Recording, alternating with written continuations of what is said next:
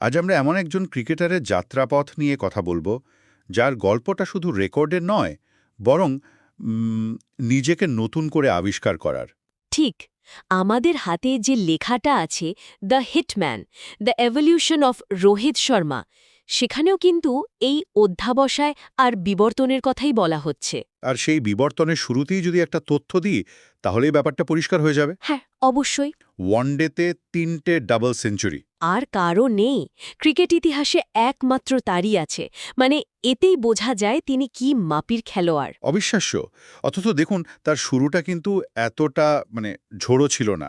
2007 টি-20 বিশ্বকাপে এলেন, ভারতের জয়ে অবদানও রাখলেন। কিন্তু তখন তিনি মিডল অর্ডারের একজন প্রতিভাবান তরুণ, যার মধ্যে ধারাবাহিকতার অভাব ছিল। হ্যাঁ, আর একটা সময় তো মনে হচ্ছিল এই প্রতিভাটা হয়তো হারিয়েই যাবে। তো 2013 সালে এমন কি হলো, যা রোহিত শর্মাকে... হিটম্যান বানিয়ে দিল। হ্যাঁ, ঠিক তাই। দেখুন, এটাই তার গল্পের সবচেয়ে আকর্ষণীয় মোড়। 2013 সালে তাকে ওপেনার হিসেবে সুযোগ দেওয়া হলো। আচ্ছা।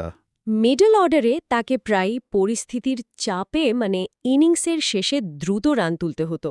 কিন্তু রোহিতের আসল শক্তি হল ইনিংসটাকে নিজের গতিতে গেঁথে তোলা। আর ওপেনিং তাকে সেই সুযোগটা করে দিল। একদম।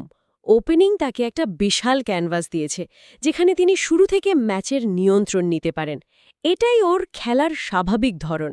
আর সেই ক্যানভাস পেয়েই তো তিনি যা করলেন, ওয়ানডেতে 264 রানের সেই ইনিংস। ও, ওটা তো আছেই। আর 2019 বিশ্বকাপে এক টুর্নামেন্টে 5টি সেঞ্চুরি। আমার একটা জিনিস ভেবে অবাক লাগে, একজন খেলোয়াড় যিনি মিডল অর্ডারে ধারাবাহিকতার অভাবে ভুগছিলেন, তিনি ওপেনিংয়ে এসে এটা করলেন কিভাবে? এই মানসিক পরিবর্তনটা... কারণ তিনি তার শক্তির জায়গাটা খুঁজে পেয়েছিলেন। আর হিটম্যান নামটা কিন্তু শুধু বড় শট মারার জন্য নয়। তাই? হ্যাঁ, খেয়াল করলে দেখবেন তার পুল শটের উপর যে নিয়ন্ত্রণ আর কবজির যে ব্যবহার, তা বিশ্বের খুব কম ব্যাটসম্যানের আছে। তিনি খুব সহজেই বোলারদের লেংথ নষ্ট করে দিতে পারেন। তার মানে আপনি বলতে চাইছেন এটা শুধু শক্তির খেলা নয়, এটা একটা দাবা খেলার মতো। ঠিক তাই। এটা পুরোপুরি ক্রিকেটীয় বুদ্ধিমত্তার খেলা।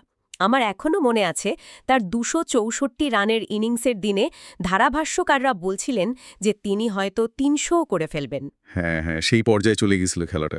তবে আপনি যেমন মানসিক পরিবর্তনের কথা বলছিলেন, আত্মবিশ্বাসটাই এখানে মূল চাবিকাঠি।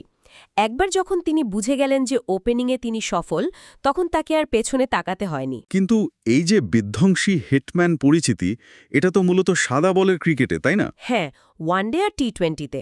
একজন কিংবদন্তি খেলোয়াড়ের আসল পরীক্ষা তো হয় টেস্ট ক্রিকেটে। সাদা পোশাকে তার গল্পটা কেমন? এটাও তার বিবর্তনের আরেকটা গুরুত্বপূর্ণ অধ্যায়। 2019 সালের আগে পর্যন্ত টেস্টে তার জায়গা প্রায় অনিশ্চিত ছিল। ঠিক।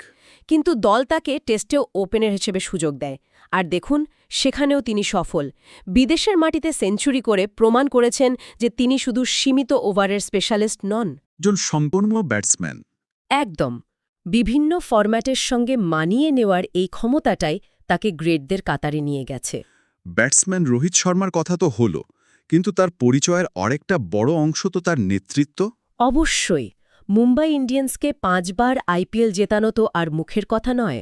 একদমই না। তার অধিনায়কত্ব নিয়ে কি বলবেন? দেখুন, তার অধিনায়কত্বটা তার ব্যাটিংয়ের মতো নয়।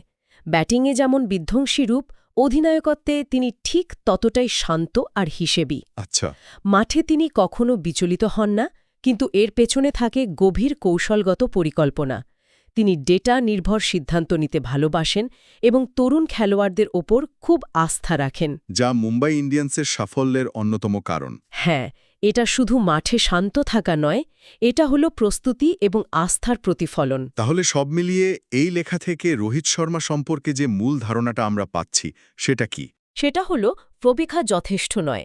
রোহিতের যাত্রাটা দেখায় যে সঠিক সময়ে সঠিক পরিবর্তন আর নিজের উপর বিশ্বাস রাখাটা কতটা জরুরি। একজন প্রতিভাবান কিন্তু পথ হারানো তরুণ থেকে ক্রিকেট ইতিহাসের অন্যতম সেরা ওপেনার এবং সফলতম অধিনায়কদের একজন হয়ে ওঠার এই গল্পটা আসলে ক্রমাগত নিজেকে ভেঙে নতুন করে গড়ার গল্প।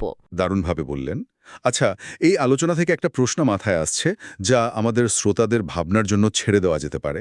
অবশ্যই। রোহিতের যাত্রা যদি অধ্যাবসা এবং বিবর্তনের গল্প হয়, তাহলে ক্রীড়া জগতে আর কোন খেলোয়াড় আছেন যিনি তার ক্যারিয়ারের মধ্যপথে এমন নাটকীয় পরিবর্তন এনে নিজের পরিচিতি এবং উত্তরাধিকারকে নতুনভাবে সংজ্ঞায়িত করতে পেরেছেন।